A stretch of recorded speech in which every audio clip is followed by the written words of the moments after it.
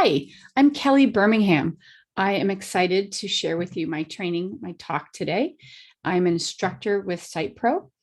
I am a board certified behavior analyst, and I'm here to talk to you about autism and toilet training, a data and analysis driven approach. So let's get started. I'll share a little bit about me. So I'm Kelly, formerly McKinnon, Birmingham. I have been in the field working with children and adults with developmental disabilities for 27 years. I've been a BCBA since 2003.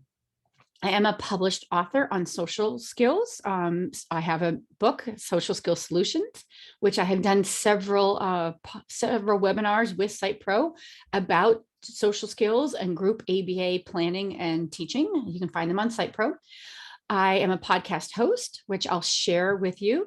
I'm also what's called an Early Start Denver Model certified therapist. And I have a specialty in my practice where I am really looking at the quality of life for children with autism. And the thing that I hear the most from family members is that they want their child to be happy, healthy, and safe, frankly. And the happy and healthy very highly correlates with potty training. If you ask parents some of the things that they most want to make sure their child can do, toilet training in being independent, successful is high up there in the top 5. So I'm excited to share this information with you. I will tell you that I started my career working with adults that had spent their entire life living in group homes and institutions.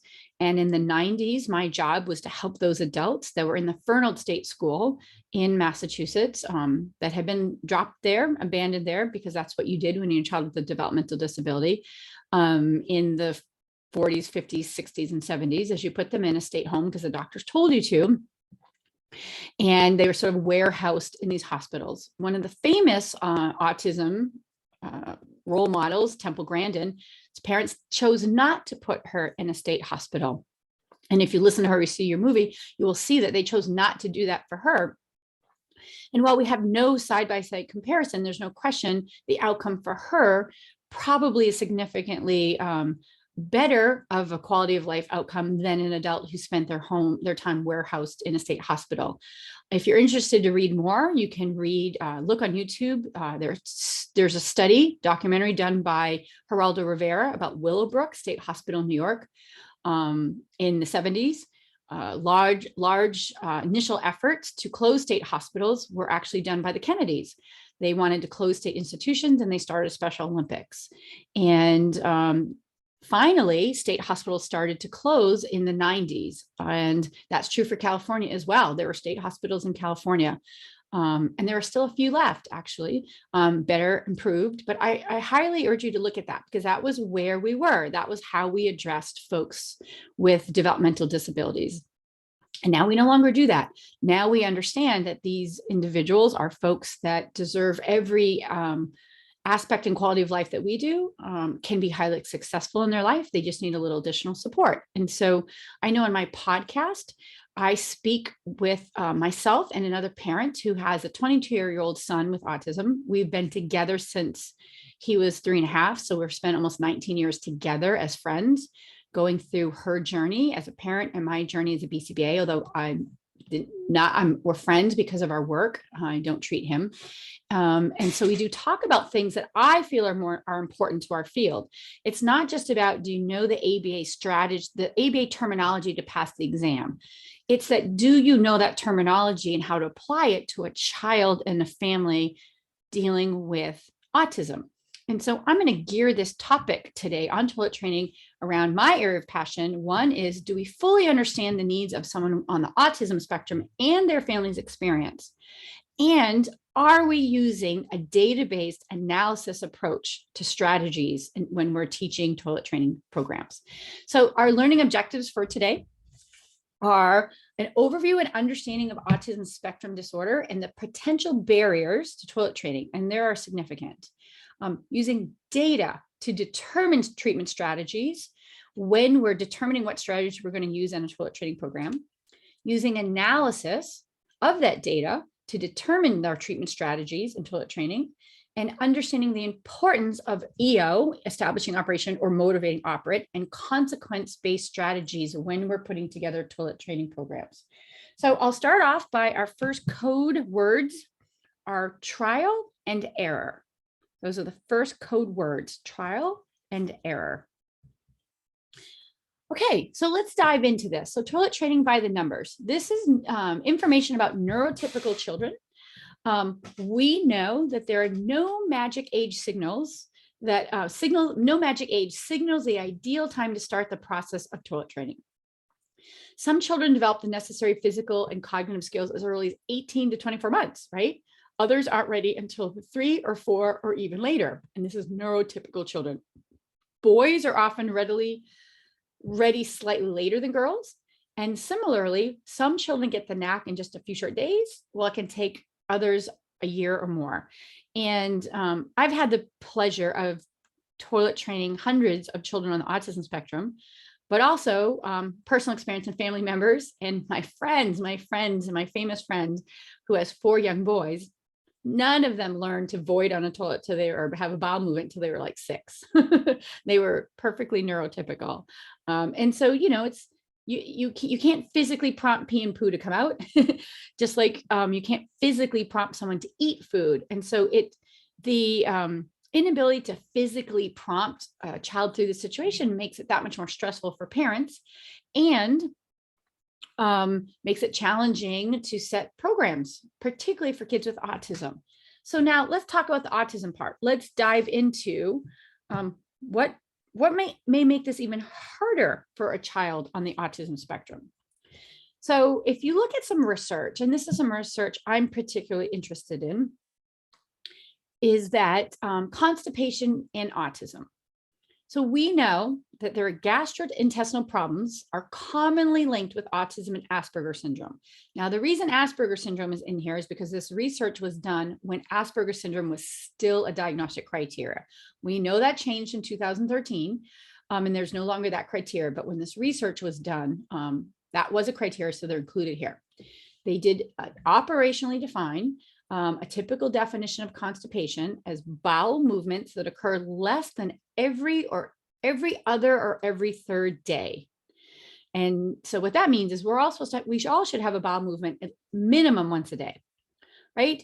If a child has gone 2 days, more likely 3 days without a bowel movement, then there's likely a constipation effect that are happening.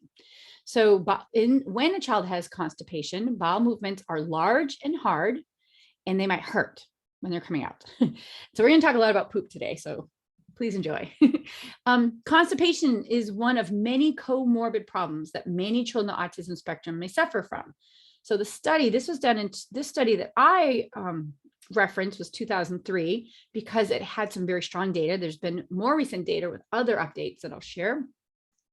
However, this study reported that 54.4% of autistic children had moderate to severe loading. And by loading, it is an accumulation of feces in the rectum and colon, which leads to constipation, or an enlarged rectum due to chronic overloading. So nearly half of the children you're going to be working for, and it's a little bit higher, I think it's closer to 60 now, are going to experience some level of constipation. Another interesting finding was that the consumption of milk was the strongest predictor of constipation in the autistic group. Doesn't mean the milk caused the constipation, but it was a correlation. And so the correlation made this study group feel that the belief that the gastrointestinal system of persons with autism handle milk products differently. And I'm going to talk a little bit about, for a moment, the symptoms, so the sensory processing systems in children with autism. And so children with autism have been researched and is known, because we all know about sensory processing issues in children with autism, excuse me, but the processing challenges are related to impaired sensory processing systems.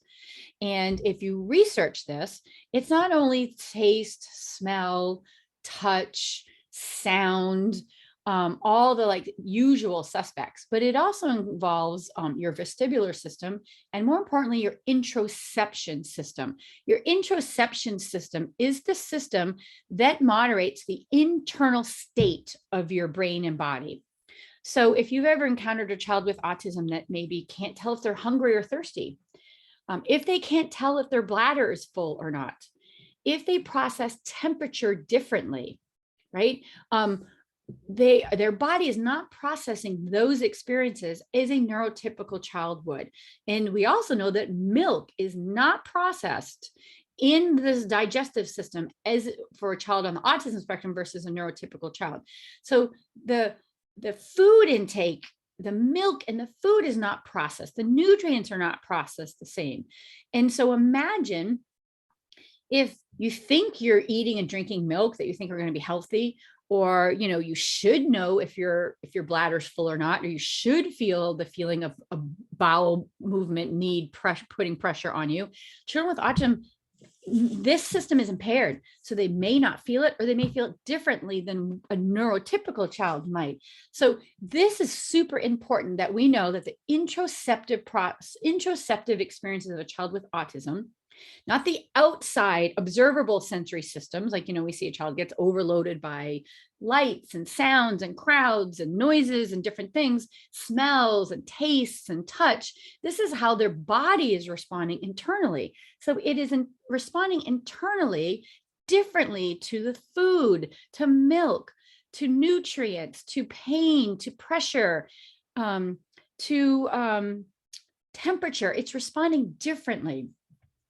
And so this is a huge barrier, an obstacle for children on the autism spectrum in their toilet training. So let's break down some specifics. Many children with autism learn to toilet at a later age than other children, right? So why is that? What are some possible reasons? Well, one are these physical reasons I'm talking about. It is about interoceptive systems that are not working as they're intended. It's about their body not physically processing food, milk, drink, pain, temperature, pressure of bowels and urine. They're not processing the same. And as a result, they're maybe collecting fecal matter and resulting in gut issues, diarrhea, constipation, stomach aches, right? If you've ever been constipated or had a stomach ache, you're not likely to first thing do is try to push out that poo, right? Another thing is a language barrier. A lot of our kids cannot tell us it hurts to go to the bathroom, right? And so instead of being able to tell us, they're going to hold it so they don't have to experience the pain. There are high rates of urinary tract infections in children with autism and kidney issues because of the holding of urine, right? Maybe you don't know you have to go to the bathroom. You don't feel it the same that we do. You don't feel the same pressure. And so the holding of those things is the only way a child can manage that uncomfortable feeling, particularly if they can't tell us, okay? Then there's a dressing barrier, and I'm going to address that later on because this should not be a barrier. Peeing and pooping in a toilet is a completely different skill set than pulling on your pants and putting your pants back on. They've become linked because we have to do them to go to the bathroom, but they are actually two completely different skill sets that, in my opinion, the dressing should not be a barrier, an obstacle, a required skill prior to learning to go to the bathroom. And I'll talk more about that in a moment. Body cues, in other words, not noticing on the outside of your body if you're wet or dry in a diaper, or if it's hot or cold, right? Someone might wonder why a child would want to be in a cold, wet diaper, but maybe it doesn't feel cold to that child. And so those outside body cues can be impaired. Fears. We know that children on the autism spectrum tend to have the need for sameness, like things the same, and can be fearful when things are different. And so my personal clinical experience leads me down a path that these are the top barriers specifically related to autism that I feel we need to address and consider through some antecedent strategy review and analysis prior to starting any toilet training program. Okay, so let's talk about autism and constipation because it's a big one. Like I said, nearly 60%, 55 plus children with autism are going to have moderate to severe constipation. So what does that mean? So what causes constipation? This is a snapshot from the Autism Speaks toolkit on toilet training. And so I'll just stop and share that if you've not ever gone on Autism Speaks toolkits, they have toolkits, and they're called toolkits because they're guides for families and providers, practitioners, to help teach certain skills based on research they've done as potential obstacles and potential successes. So Autism Speaks has what's called an autism treatment network. That is 12 sites in the country, across the country, that have been designated an autism treatment network, and considered a center of excellence. And their work involves collecting data, lots of data on their clients that they see, their patients that they see, and then giving it to Autism Speaks with permission so that Autism Speaks scientific team can gather all of this data across the country and then analyze the data to determine these toolkits. And so I was lucky enough to work at an autism treatment network site here in California. There's two. One is at UCLA and one is at UCI. I was at the site at UCI for 8 years, and it was a medical site. It is where in Orange County, most children went to get diagnosed for autism.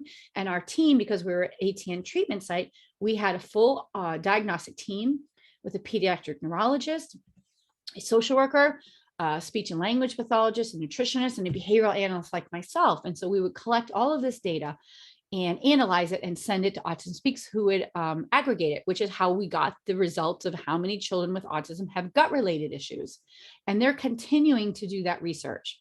So this comes directly from Autism Speaks. If you want to find it, it's one of their toolkits. And so what causes constipation? Well, the medical experts could tell you based on their medical testing and the family's report was that some children hold their stool in and try to stop the urge to have a bowel movement. This may happen for many reasons, including fear of the toilet. And we're going to talk a lot about fear, not wanting to use a different toilet, need for sameness, not wanting to take a break from what they're doing, or worrying the bowel movement will hurt, which is what we talked about. Toilet training. Children resist and try to hold in stools when they are being toilet trained. And this can become a habit, and habits can be hard to change. What happens is a lot of times when you spend a lot of time holding in your poop, you end up holding in your urine too. You hold the whole area. So we have a lot of children that are already situated in that they are holding their poop and pee. We should know that going into any toilet training program that we're going to put together.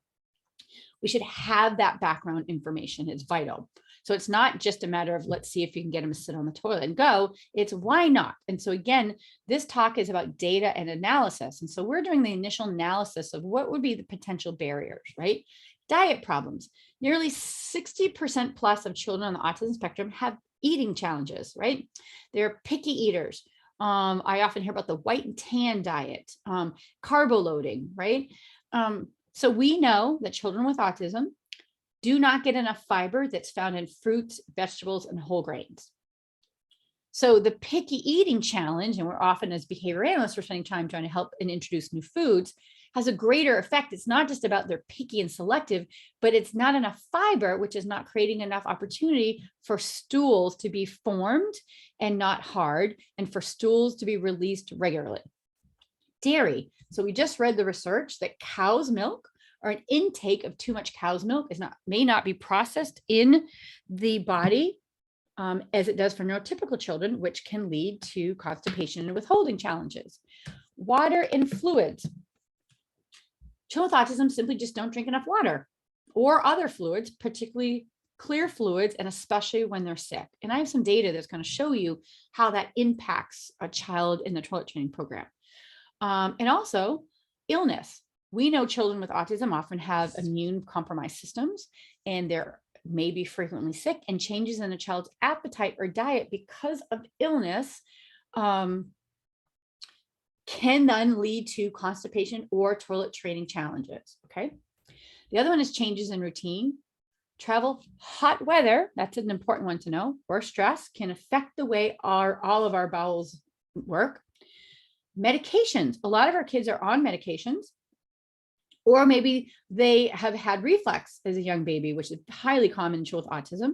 And so they're taking antacids to help with the reflux, but that in itself may cause constipation. And so some antidepressants and some ADHD drugs can cause hard stools. And then medical conditions. There are some children who have difficulty using their muscles and have low muscle tone or have cerebral palsy and have problems. Then the result of this causes problems with constipation. So this is important information. If we're trying to put together a toilet training program, we need to know, let's take a look at this analysis start. These are antecedent strategy analysis. And I always say, like, what's the antecedent strategy analysis? Well, is the child constipated?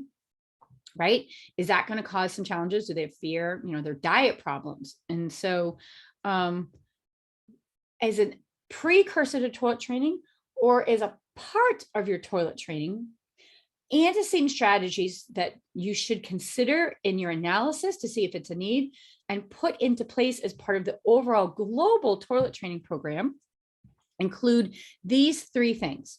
One, diet changes. Increasing the fiber in the diet will add bulk to the stool and make it easier to pass. Okay, so we may be wanting to increase this area before we even start a toilet training program, or maybe we're going to start a urine output program, but we're not going to address the bowel movement outcome yet because we don't have the necessary diet changes in place. Okay, giving more fluids, especially water and juice, will help soften the stool and with regular and reduce constipation. That will also increase the need for urine output. So if you don't have enough fluid in you to go to the bathroom, you're not going to go to the bathroom. If you drink a lot, so for instance, right now I'm drinking this, I'm going to have to go to the bathroom soon, right? Because of all of this fluid intake, it is going to physically become an MO for the need to go to the bathroom, right? I'm going to have to go. And so as part of your toilet training program, you're looking, do we need to increase the fiber? Maybe we need to put bowel movements on hold, but we're going to increase fluids and address urine, for example. So this is part of your analysis. Behavior changes. Regular physical activity helps the muscles in the belly to move stool through the large bowel. Regular activities, including walking or jumping rope, playing tag, riding a bike, and swimming will help these muscles in the belly move the stool. I crack up at this because I have a girlfriend and her son is toilet training right now. And every time she's trying to get him to go to the bathroom on the potty and he won't go. And I said, let's go outside and run around. And so we'll go outside and run around. Sure enough, within a few minutes of running around, he holds down, like, oh, I have to go. And it works like a charm every time. The next one is this bowel habit training. It is important for a child to use the toilet as soon as he feels the urge to go. And we're going to talk about the data-based way to do that. And the best way to do this is to have regular toilet sitting times. Now, I disagree with the toilet sitting times, but I'm going to talk about a strategy where we have data and we're using our data to make informed decisions about the toilet training times. Okay. And then the third thing is medicine. There is medicine that can help children have regular soft bowel movements. A lot of children we work with are on Miralax, which is a version of a laxative that will help children go. My personal experience with children is they hold and hold and hold. They tend to take a bunch of Miralax and then they explode in diarrhea. And that's just as stressful and uncomfortable too. And so from a sort of habitual response training, the medicine is not my preferred way to go, but is the medical field's preferred way to go. I prefer 1 and 2 as a way to help, if I can, a child, feel better enough to be ready and successful in a toilet training program that includes bowels. Okay, so many of you in a poll that I did when I did a live version of this, I asked people, how have they in the past done toilet training? A few of you said you use curriculum. 75% of you said you did toilet training opportunities, sitting on the toilet opportunities. And some of you did do data analysis for that. And so a lot of people like to set up regular scheduled training. The most common toilet training program I see is to have a child every 50 minutes go into the bathroom and sit in the toilet for anywhere from a minute to 10 minutes in hopes they go to the bathroom. And I'm going to tell you that I think that that is not a very data-based analysis program. and highly ineffective usually, and frankly creates error patterns, right? If you spend more time on the toilet not going to the bathroom than you do, then you've just created a scenario where you've paired and conditioned sitting in the toilet to not going. And that's hard to get out of. So I see that a lot. So I'm going to talk about the more reasons where you can do that more objectively. But if you would like a curriculum, and a lot of families like curriculum, there is a book. It is this book, Toilet Training in Less Than a Day. And it's an older book from 1973. But the reason I like it, and it was designed for all children, but particularly research is an effective curriculum for those with developmental disabilities, right? It's a rapid method of toilet training. And so if a parent wants a curriculum or you want a curriculum, read this. It's highly effective in its strategies. They're all evidence-based strategies, but it doesn't mean that every strategy that's evidence-based is going to work for your child. So in my opinion, this is your starting point. You're going to do an antecedent analysis and determine if there are toilet training, if there are bowel constipation issues and urine output issues. Then you might read this as a measure to sort of gain some tips to start, but we're going to continue to do this as a database analysis decision. And this is just part of that process. So if you look at this book is a method that depends on these training tactics, okay? And these training tactics, and it's not an ABA book. It is not written in ABA language, but if you look at it, this is what it says. Encourage your child to drink lots of fluids before and during training, right? We already know research tells us children with autism do not drink enough fluids, particularly when they're sick, but in general, drink less fluids than a neurotypical child, okay? Number 2, demonstrate proper toileting routines through pretend play. And in this book, they specifically talk about puppet play. And I'm going to talk about how you certainly can use puppet play, but there are some other things that we could be doing now with technology. They talk about providing positive reinforcement, e.g. rewards for correct potty use. They talk about prompting frequent practice drills called potty sits. Again, that is in the Autism Speaks toolkit literature. I'm going to tell you why I do not feel potty sits as frequent practice is appropriate unless it's backed up by data, and we'll walk through that scenario. Then they talk about overcorrecting for accidents, i.e. guiding your child through a potty sit immediately after your child wets his or her pants. I'm going to give you my version of that in a few minutes. But if you look at this and you add our behavioral language, it fits. This book fits very well with an ABA data and analysis approach way to toilet train. So if you encourage your child to drink lots of fluids before and during training, that establishes an establishing operant or motivating operation, right? You won't pee unless you feel you need to pee, right? If you are thirsty, you drink. If you drink, you urinate. It's that simple in humans. So drinking the fluids throughout the training is an establishing operation, right? It's a motivating operant. They talk about demonstrating proper toileting routines through pretend play. Our language, that's behavioral rehearsal, modeling, right? And those are all perfectly acceptable strategies. So we've got an establishing operation, a motivating operant. Now we have an antecedent strategy of behavioral rehearsal, and we have a consequent strategy using positive reinforcements. And I'm going to break this down even further. Then we have response prompting through drills, which again, please don't do potty sits. I'll talk more about better ways to do that. Then we have another consequent strategy, which is overcorrection. So I'll explain that. So this book falls in line, and his research is so far the most replicated program for success. And so it fits very well in using our behavioral strategy. So that's why I like that book and how I like to apply it to our terminology and our science. Okay, so if you look at pediatricians will talk to parents about the signs of readiness for a child to potty train. It's not autism, this is all neurotypical children. Okay, and I got this from American Pediatric website. And so they said being physically and mentally ready isn't the only factor involved. Motivation is key too. I can't say enough about this motivating operation. And you're gonna hear that often. And so I agree with that. Here are a few signs your child is ready to potty train, according to pediatricians. Your child can hold urine and stay dry for at least 2 hours. I do not find that that's necessarily true for children with autism in my personal clinical experience. This indicates that his bladder muscles are sufficiently developed to store urine. I do think that that's an important distinction. That is, are the bladder muscles sufficiently developed? So pediatricians say for at least 2 hours. And so I'm going to go with that, but I know some children that can hold it a little bit less and some that hold it longer. But the little bit less to me feels okay because it shows their bladder muscles are sufficiently developed.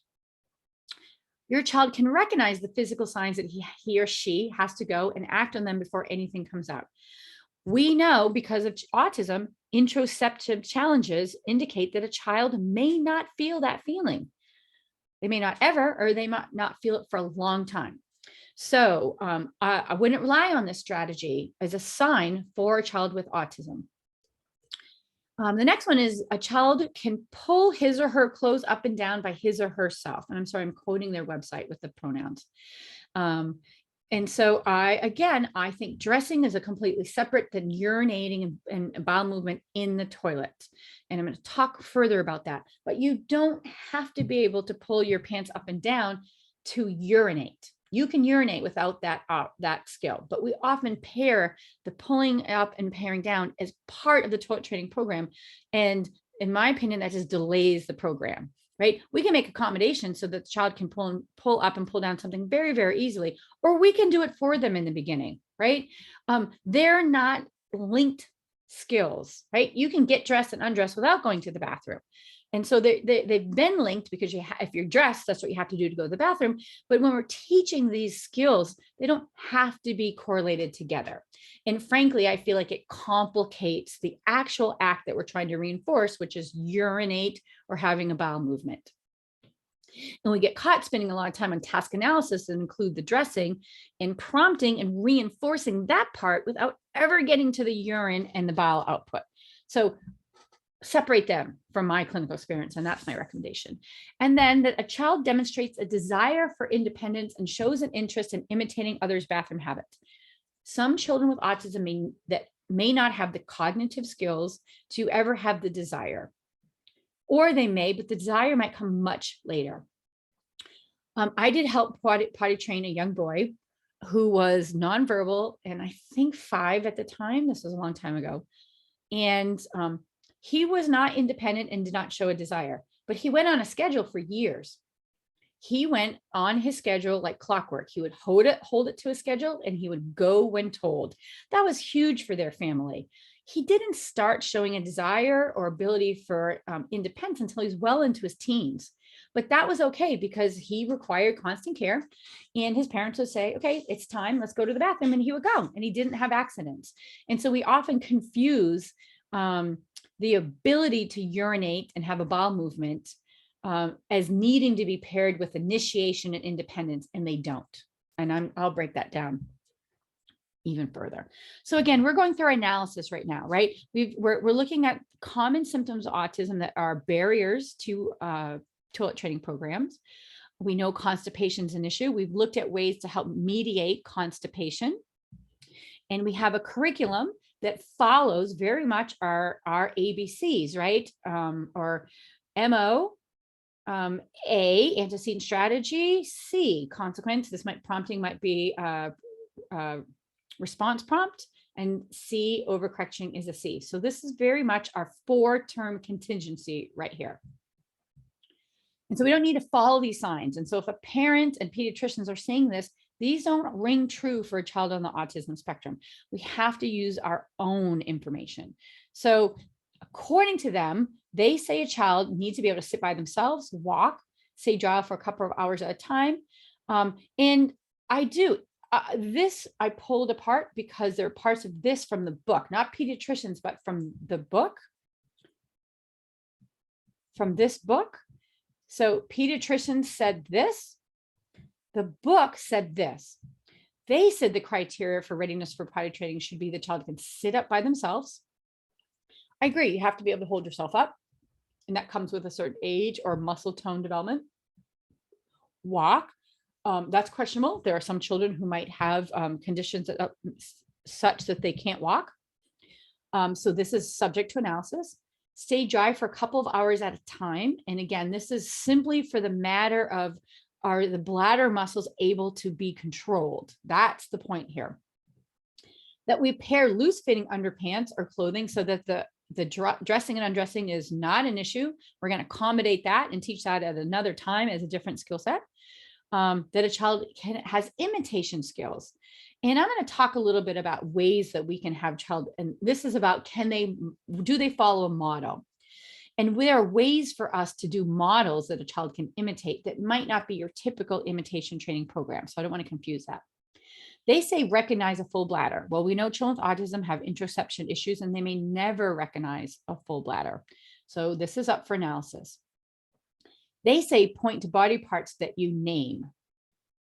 For me, I've toilet trained children that didn't do that. This to me is up for analysis for you and your clinician, your teams. Retrieve objects for you. And that is meaning a certain level of receptive understanding. And I think that that's true in my experience. You know, a certain level of simple receptive understanding is a skill set that is helpful in toilet training. And then they say follow simple instructions like put the doll on the potty. And I think that just speaks to an understanding of the skills that are required in order to potty train.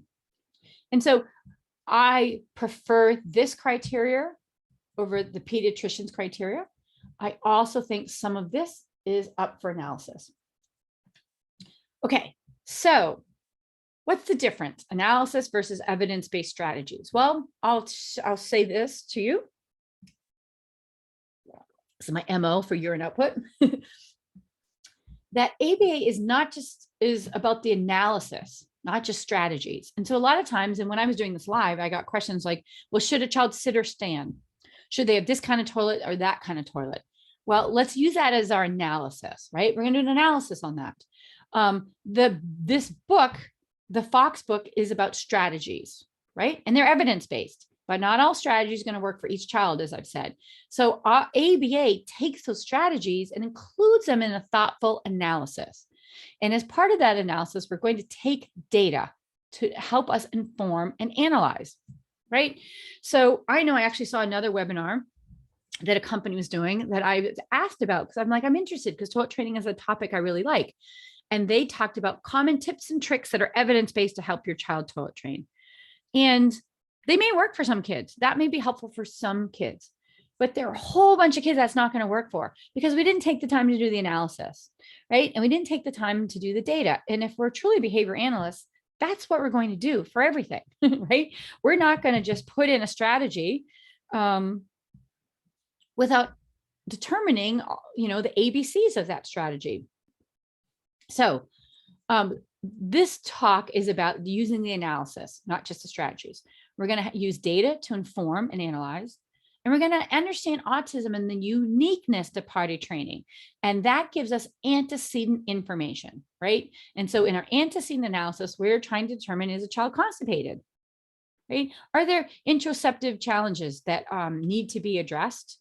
Are there medical challenges? Do they have urinary tract infection? Are they exercising enough and drinking enough water? If you don't drink, you don't have to pee as much. You don't eat as much, you don't have to poop as much. It's that simple. So, and then further take our analysis and create an individualized treatment program, right? So that's what we're going to do. All right. So I'm going to show you this video. This is a neurotypical child. It is from Super Nanny years ago. I'm not a fan of Super Nanny, but it was fun when it came out. And this is how a neurotypical child often responds to potty training. So let me make sure it works. Dylan's well over 3 years old and he's still not potty trained. There's certainly an issue here. You will not. Okay, looks like I'm having sound issues again. So let me just show you. This is a young boy. And it's a common scenario. He's laying on the ground, yelling for his diaper. Diaper, diaper. He has to poop. He knows he has to poop. Yelling for a diaper. There's super nanny sitting there, right? Diaper, diaper, diaper, diaper, diaper, diaper, crying, crying, crying, diaper, diaper, diaper. Super nanny saying, don't give in, don't give in, don't give in. Mom's like, let me take you here, let me take you there. Child's still screaming, diaper, diaper, diaper, diaper, diaper, right? Wants my diaper. So mom puts the diaper on. He poos near the potty, but he won't go. Classic scenario. Happens all the time. With that. Okay. So let's do a data approach instead. This is a very simple data sheet. I know there's much more fancier data sheets, right? There's scatter plots we could use. There's all kinds of, there's apps we can use. This is simple for two reasons. One, so I can visually show you what I'm looking for, and then you can create your own fancy stuff. I'm also going to share with you that another thing that we know that's challenging in all this is response effort for parents. If we make the response effort too challenging, a parent's not going to do it. So if we're asking a parent to take data, we have to, or school or whomever, we have to set it up in a manner that they will in fact take the data, right? And so, you know, when I was younger, I'd make fancy stuff and say like, look at my fancy graph and, you know, use a scatter plot, and the parent wouldn't use it. So I have got to adjust my ask for data to match that parent's ability to complete it, because this data is key. And that's true for anything, right? If we ask a parent to put a child's screaming behavior on extinction, like that quick glimpse of Super Nanny, they're not likely going to do it. We know that extinction run programs for families are not typically successful. They're not able to extinguish the behavior. And frankly, all that does do is strengthen the behavior. Excuse me. So let's tackle this the same way. Let's make the response effort for parents to complete data as simple as possible. So for the purposes of this talk, I've put it in this form so we can clearly see what the ask is for parents, right? So what I'm going to do, and again, I've had parents do it on their phone, through apps, different ways, but so that you can see, I want a snapshot first of urine and bowel output, right? Every single hour on the hour. Could be every half an hour, could be every 2 hours. A lot of this is in conversation with the family in a collaborative effort. I'm not telling the parent what to do. I'm not coming in and saying, I'm the expert, you're going to do what I say. I'm saying, this is something we have to do together. What works best for you? What are your cultural beliefs? What are your values? What is the least amount of response effort for you, right? So I want to know urine output. And if a child doesn't urinate on a potty, this might be a diaper check, right? It might be a diaper check. Look in the diaper. There are some fancy diapers if some families can afford it. Not all families I work with can afford it, but a fancy diaper that actually changes color if a child's wet or dry, right? I just want some data to look at urine output and bowel output. I also ask them to look at liquid and food intake. And again, this is the MO. If you don't drink, you don't have to pee. If you don't eat, you don't have to poop, right? So on this one, a parent can just say 8 a.m., dry urine, dry bowel, drank, ate. That's simple. I don't need what they ate, what they drank necessarily, because I've done my antecedent analysis and I already know if they're picky eaters. I already know if they're not getting enough food, proper food and nutrition, enough water, and all of the too much milk, or their milk not being processed properly. And so I know that already. I've talked that through with the parents, right? I might have shared this book and let me go back for a second. I might have shared my readiness strategies, right? I'm going to share with them the method that I'm going to use, which is basically a 4-tier contingency. And so now I'm going to say, okay, now I need the data. And now I need the data. So I'm going to get the data and I'm going to take a week's worth of data. I'm going to ask the parent to do a week's worth of data. I want their urine and bowel output, liquid and food intake. Just jot it down. Could be on, like I said, could be on an app, could be on a calendar, could be a scatter plot, whatever works. This slide I'm going to show you is the data from a school in Switzerland, right? This is a paper pencil program with a sticker chart. So it looks like this because this was what they were using. And I went with what they were using. So this was an 10-year-old boy. in a school in Switzerland, and I was consulting with them because the family was just really distressed that they were not able to get this young boy toilet trained, and it was impacting their quality of life and happiness.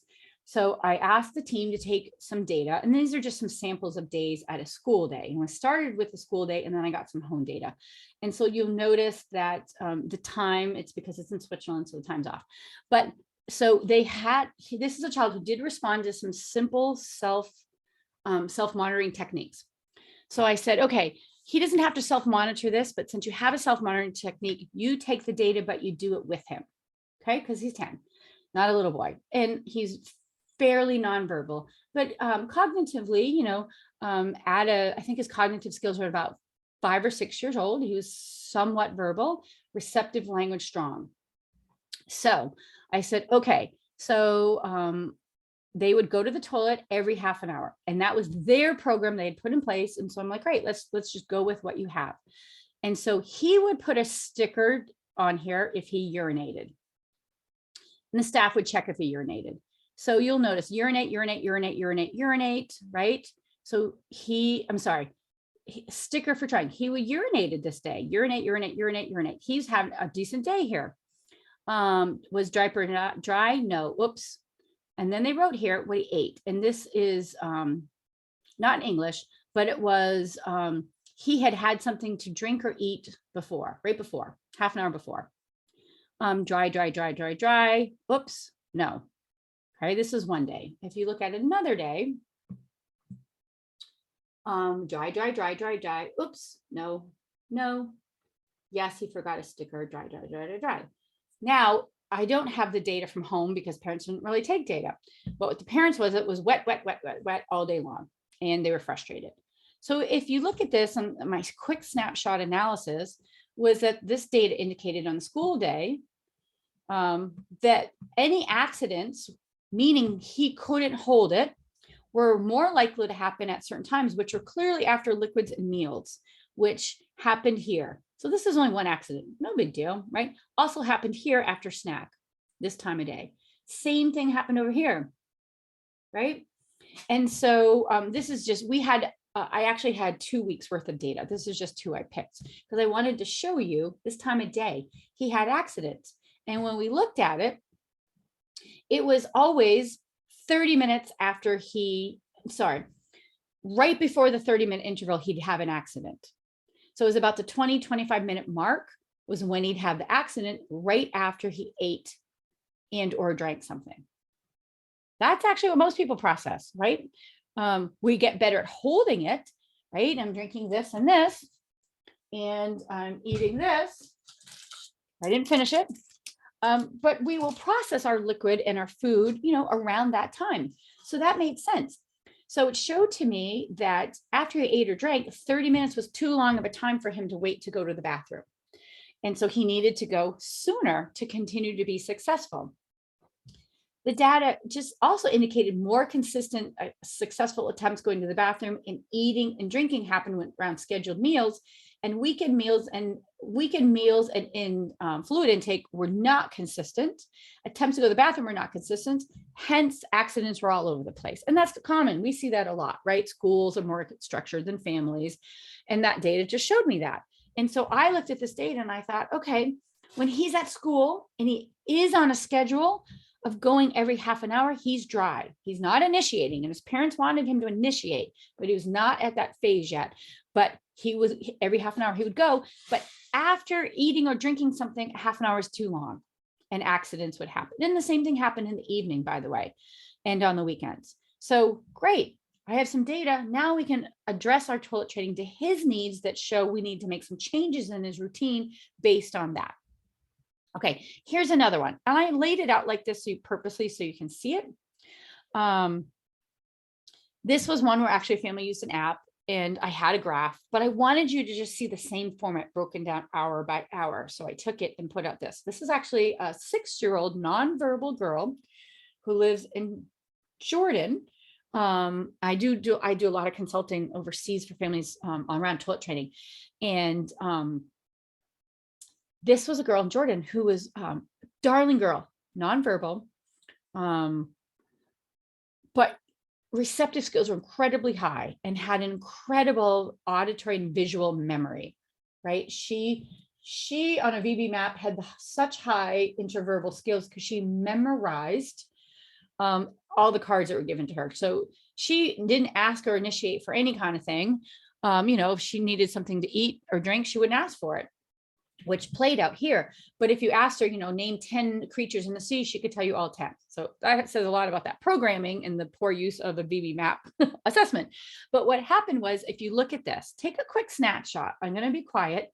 I'm going to have, and I did this in my live, take a quick look at this and see if you see any patterns. And this is urine output, by the way.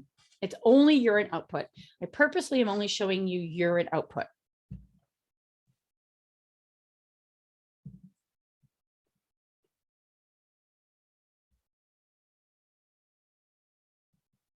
Okay, here's what I see when I look at this urine output. So the first thing is, when I had people look at this live, a lot of people didn't see a pattern, right? Inconsistent pattern. And I can see that. I can see why. If you look at it though, you do start to see some patterns. A couple people in the live version right away noted weekends dry in the morning more often. So this is wake up in a diaper dry. Okay. All right. Well, that's why. And that's presumably a good thing, but it actually turned out not to be a good thing. If you do notice, there are some patterns here. If you look at the 10 o'clock to 10 to 12 a.m. block, okay, this is the one that struck me the most. There, she's wet at one point from this 10 to 12 block. From this 10 to 12 block, wet. Yes, twice. 10 to 12 block, wet. Yes, twice. 10 to 12 block, yes, wet. 10 to 12 block, no, but wet right after. 10 to 12 block, wet. 10 to 12 block, wet. Well, when I then layer in the food and liquid intake correlated exactly where she'd eat breakfast anywhere between 8 and 9. So, which is why by 10 to 12, she would have to pee or poop. That makes sense. For the first boy, it was 20 minutes. For her, it was about an hour, hour and a half. This one day where it was outside of the block, she ate later. And so this very consistently, this morning part coincided with eating and drinking. Then you'll notice these long blocks of dry in the afternoon. There was a wet one here. That's good. Dry, dry, dry, dry, dry. Look at this one. 1, 2, 3, 4, 5, 6 hours. She would hold her urine for 6 hours. She also did not drink enough water after this morning meal or at lunch to have to urinate. So if you look at this, this is about how much urine she drank all afternoon long. She drank her morning juice and her breakfast and take her medicine. This is all she drank. And she would hold it. And there was not enough urine to pressure enough for the needle to have an output. So if you go back to our EOs, liquid intake creates a situation where you have to physically pee at some point, right? So the days where she was dry in the morning is because she hadn't drank at night. And see, she'd had a wet here. So she was dry the next day because she'd had a wet here.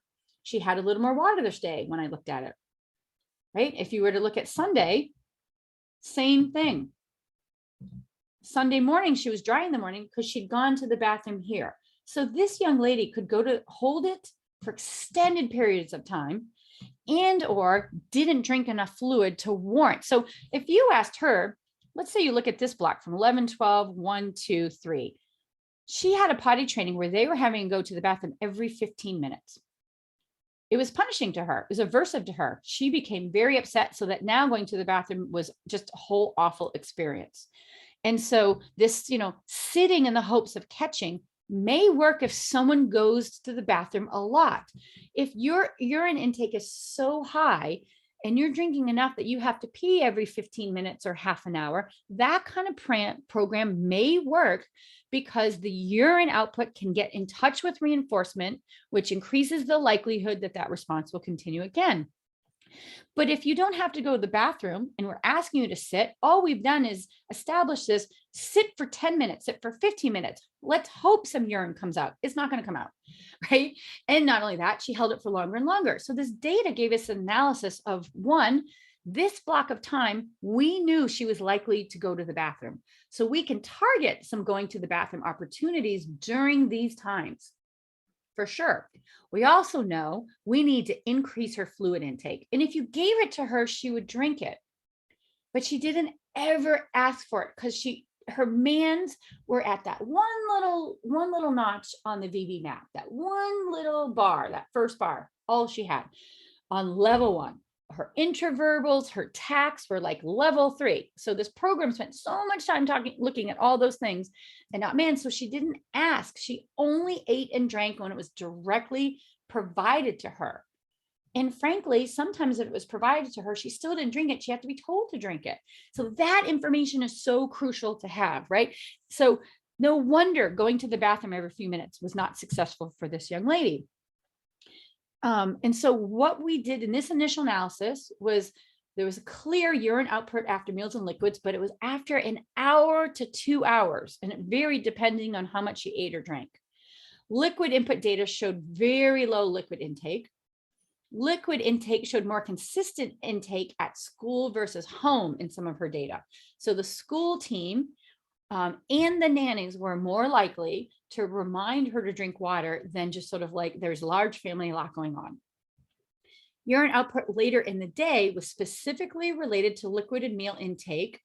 So if she went in the afternoons because she'd eaten or had something to drink, and that also resulted in urine output in the morning. And that the weekends and evenings, less scheduled liquid meal intake due to grazing behavior. That happens. That's a lot of our families, right? I know one of the questions in the live chat was they were doing a program, but when they left, the parent would put the child back in the diaper. That's very common.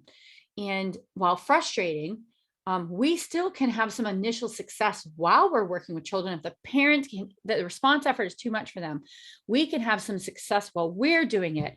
And we know that if a behavior or response is reinforced, so if they go to pee working with you, and then that gets into is paired with reinforcement, they then more likely will pee when you're working with them during those times. And then once a child can demonstrate some success, then we might need to then shape and generalize with the families is how that works. But it's all about four-term contingency, right? Is there a motivating physical reason to pee? Did we do an antecedent analysis around potential barriers to going to the bathroom, right? We are in a moment going to talk about prompt response, and then we'll talk about consequence-based strategies. So based on my toilet training program, I'm going to look at data, right? I'm not going to just have a child sit on the toilet every 15 or 20 minutes or even every hour. Which for this child was ineffective and became punishing. I'm going to consider this 4-term contingency, which is based in research from the Fox book. But I'm going to take those evidence-based strategies, I'm going to do my own analysis, and I'm going to use a 4-term contingency to teach toilet training. So here's what I do next. I call it skill versus function versus motivation. I use that language because it's parent-friendly language. And all of your families and caregivers should be heavily involved in the analysis of this and the programming of this. So first I'm going to look at, is this a skill issue? Does the child even know how to go to the bathroom? Right? So the challenging behavior will be accidents or going in a diaper, right? And we're going to look at the function of that challenging behavior. But I'm also going to look at, does the child even know the replacement skill? That's why I've set it up this way. It's not a typical ABC format because I'm using it to talk to parents. And I'm going to say, all right, let's look at the skill. What is the skill of toileting? Do we have an underlying physical medical issue? For example, like we talk about, do they have constipation? Is this a lack of water, right?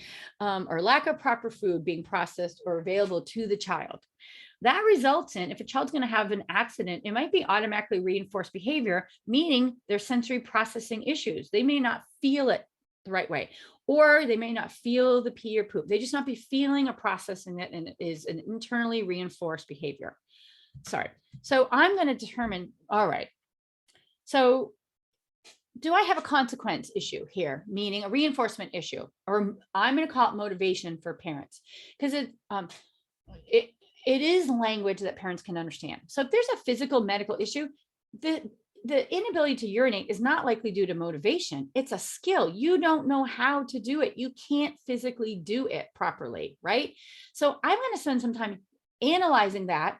And I might need to do a lot of skill teaching around that. My consequence strategies are important, but my antecedent, my prompt rehearsals, my response prompts, my modeling, my rehearsals are going to be crucial in this because I'm helping support something that they can't help. It's a physical medical issue. So I'm going to work with everyone to really work through the skill issue.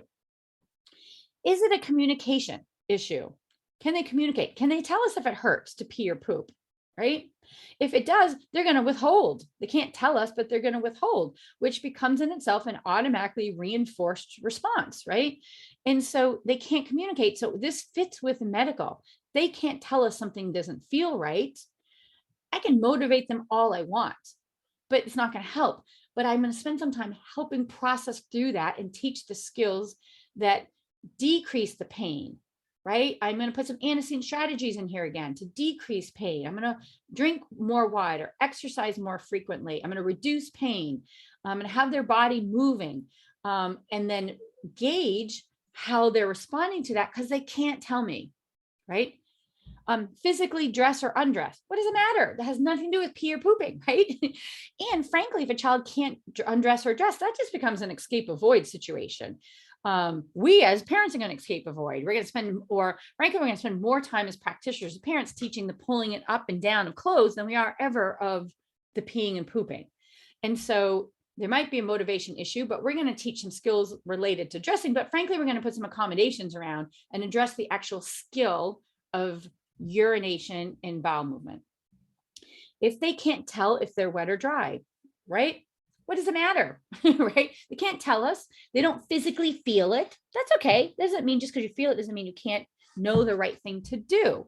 So I might consider that this is also heavily consequenced as a consequence strategy, i.e. motivation. But I also need to get over that, and I'm still going to teach them the skill to urinate. Fears.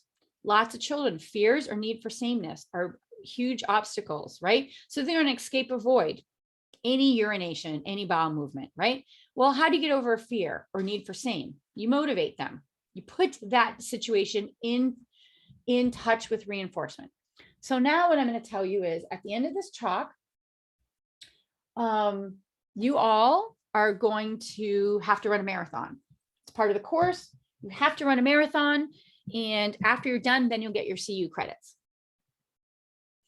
When I did this live, I think it was about 85% of people said they're not going to do it. I said, would you do it?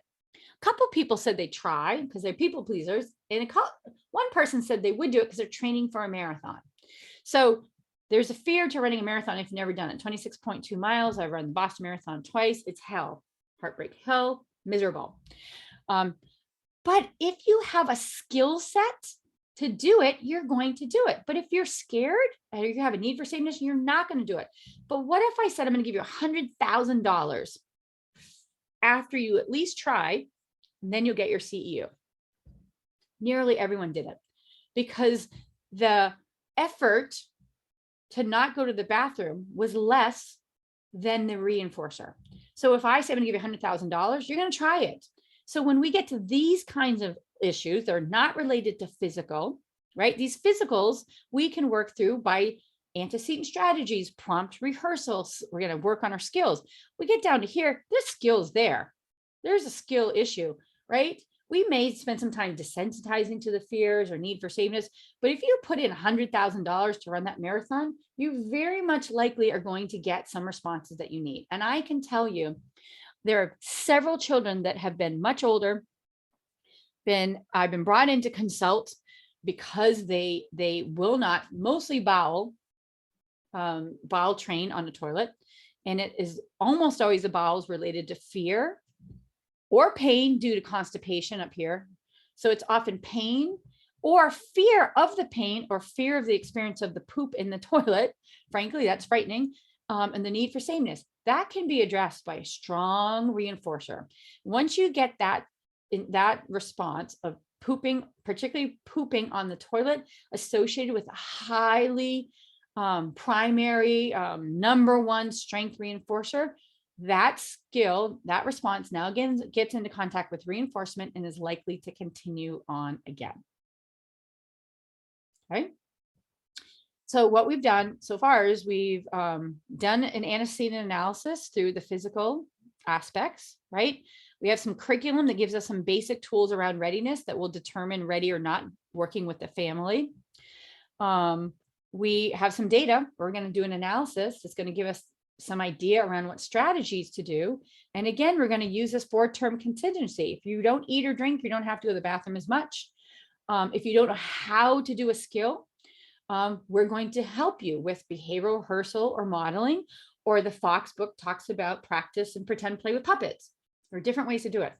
Prompting potty sits are only going to happen when there is the data suggests it will be effective. We're going to have reinforcement strategies anytime there's a urine or bowel movement void, but particularly when it's around bowel movement, fear, need for sameness. This has got to be number one strength reinforcer that is only accessed when this response comes into contact. Now, if we're talking about overcorrection, that's a shaping procedure.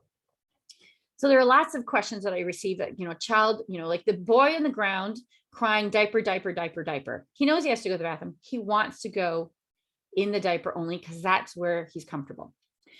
An overcorrection procedure would guide your child through the experience and the cleaning of the experience, right? So if the child will go in the diaper, now maybe you give the diaper in the bathroom and the child has to use a diaper to have a bowel movement, but it happens in the bathroom or near the bathroom, right?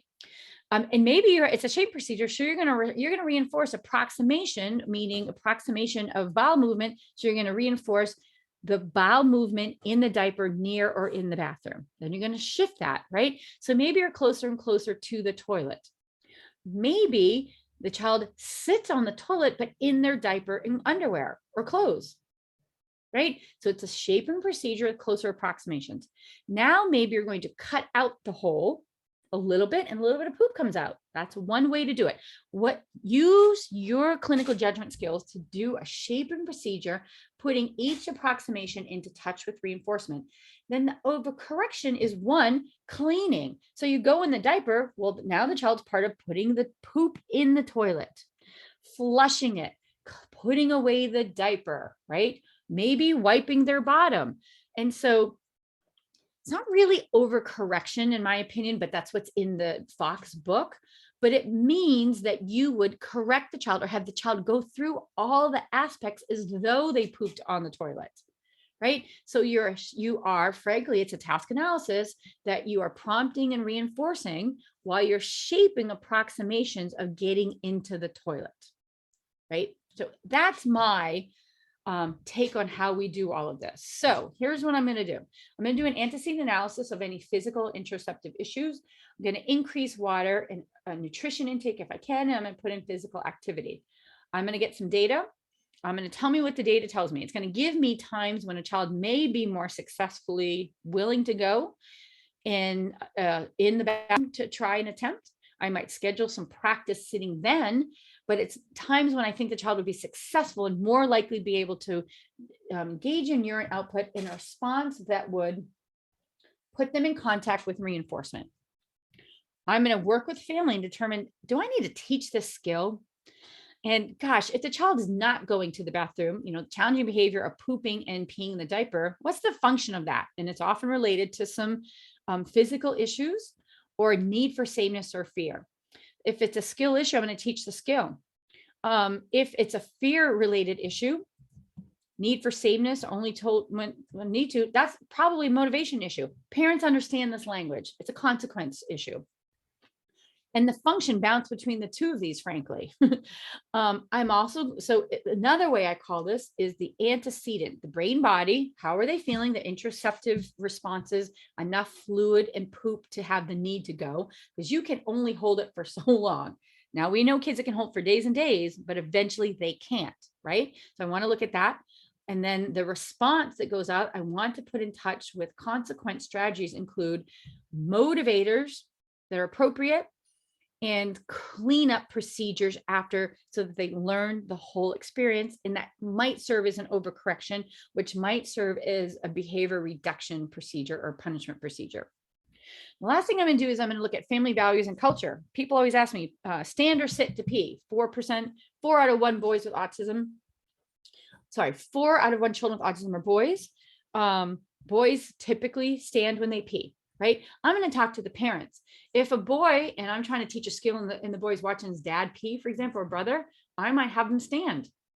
Sometimes parents don't want the child to stand simply because it's messy, right? There are ways to accommodate messiness. I know lots of families said, I don't want to stand because I'm going to pee all over the place. Well, I mean, there are things that you can put in the toilet to trap it, right? That catch the pee.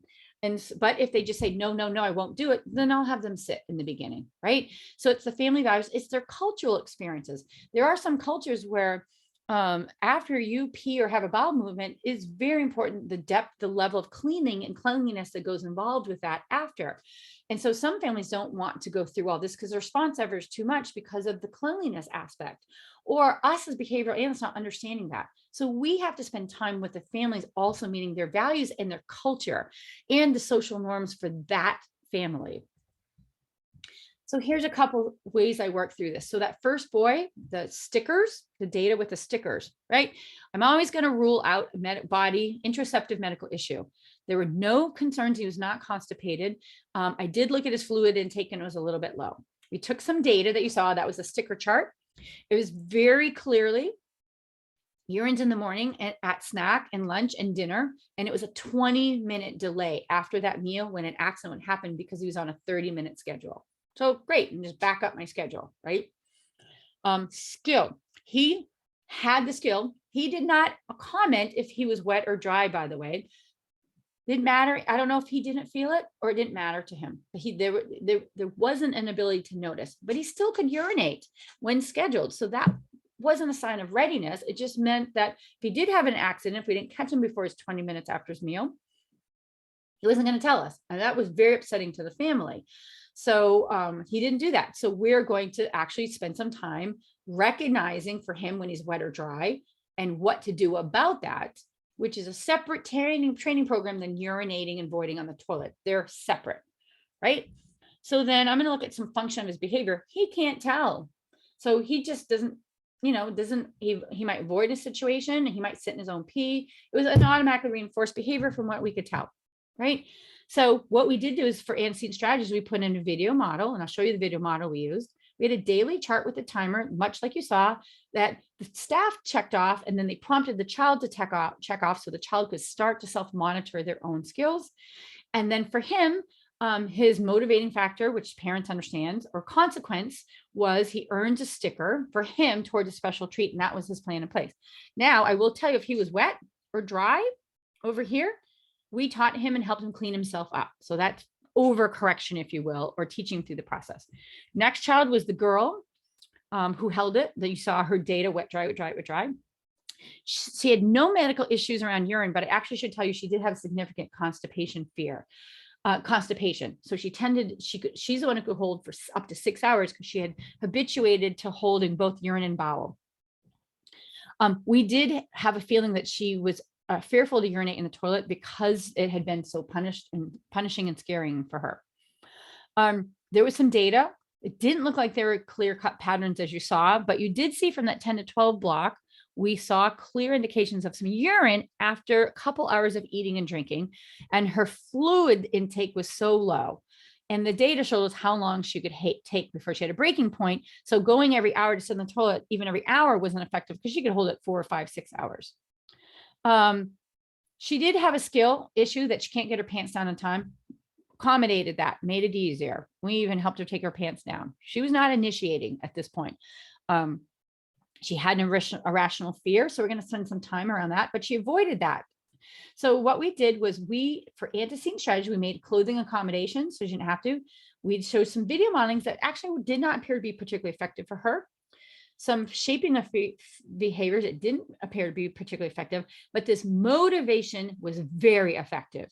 When we put in access to a very specific breakfast cake that she used to get at breakfast, that now she no longer got at breakfast and only got when she would urinate on the toilet, she would go. She was initiating, but she would go when we took her, and we took her during times of day where we knew she might have to go based on our baseline data.